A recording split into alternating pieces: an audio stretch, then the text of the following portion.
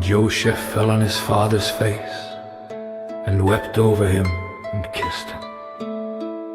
And Joseph commanded his servants, the physicians, to embalm his father. So the physicians embalmed Israel.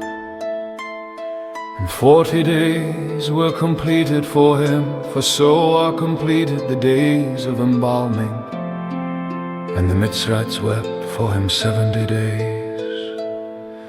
And when the days of weeping for him were past, Joseph spoke to the household of Pharaoh, saying, If now I have found favor in your eyes, please speak in the hearing of Pharaoh, saying, My father made me swear, saying, See, I am dying, bury me in my burial site, which I dug for myself in the land of Canaan. And now, please let me go up and bury my father and return.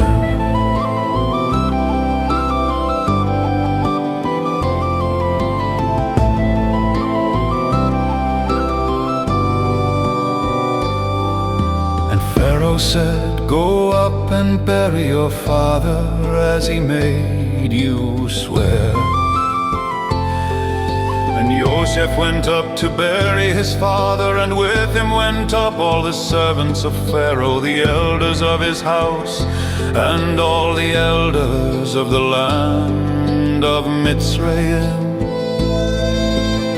And all the house of Joseph, and his brothers, and his father's house, only their little ones and their flocks, and their herds they left in the land of Goshen.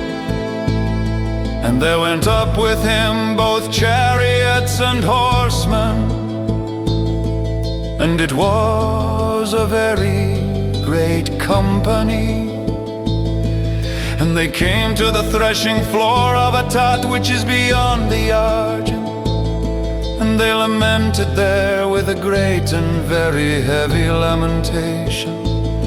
And he performed 7 days of mourning for his father. When the inhabitants of the land, the Canaanites, saw the mourning at the threshing floor of Atad, they said, This is a grievous mourning for the Mitzrites.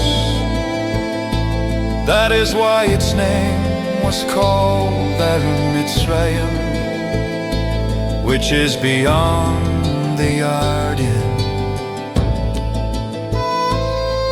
And his sons did to him as he had commanded them, for his sons brought him to the land of Canaan, and buried him in the cave of the field of Josh, before Mamre, which Les bought with the field from Ephron the Hittite as property for a burial site.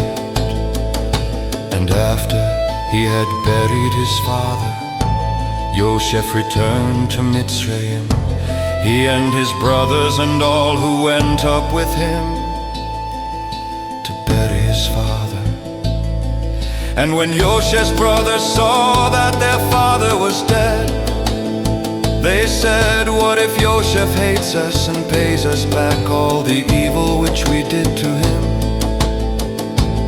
And they sent word to Joseph, saying, Before your father died, he commanded, saying, This is what you are to say to Joseph. I beg you, please forgive the transgression of your brothers and their sin, for they did evil to you. And now, please forgive the transgression of the servants of the Elohim of your father. And Joseph wept when they spoke to him. And his brothers also went and fell down before his face. And they said, See, we are your servants. And Joseph said to them, Do not fear, for am I in the place of Elohim? And you you intended evil against me, but Elohim intended it for good, in order to do it as it is this day, to keep a great many people alive. And now, do not fear, I provide for you and your little ones. So he comforted them and spoke kindly to them. The death of Joseph,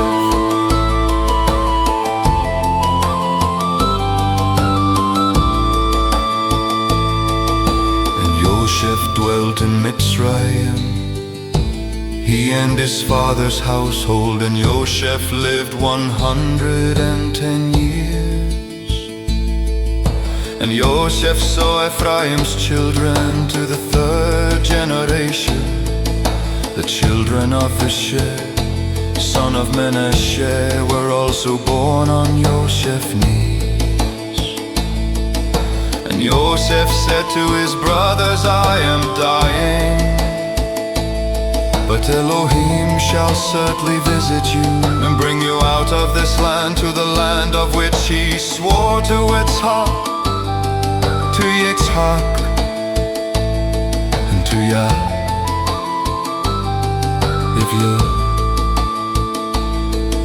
And Joseph made the children of Israel swear, saying, Elohim shall certainly visit you, and you shall bring up my bones from here. And Joseph died, being 110 years old, and they embalmed him, and he was placed in a coffin in Mitzrayim.